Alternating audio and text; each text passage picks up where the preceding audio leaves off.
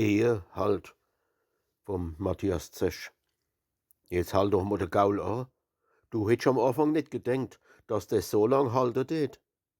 Ich hätt am Anfang auch nicht gedenkt, dass das so lang halten tät. Das erste hast du mich in der Lehre ausgehalten. Darauf hab ich dich in der Meisterschule ausgehalten. Da haben wir unseren Zaster zusammengelegt. Da sind wir quitt. Wir haben eine schräge Schwiegermutter ausgehalten.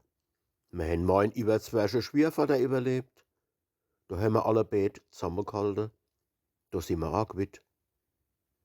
Du hast mich und mein Roches ausgehalten. Ich hab dich und dein Muffellaun ausgehalten. Ja, da hätt man alles nausgekennt, wo kein Loch is. Aber da sind wir quitt.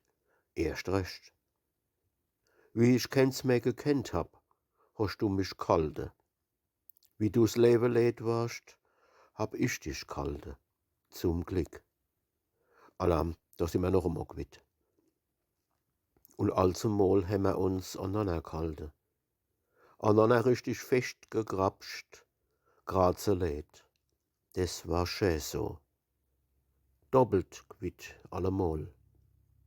Wir haben uns zwei doch immer wieder vertragen und wir haben doch jetzt schon so ewig lang zusammengehalten, oder? Ja, es ist doch wahr.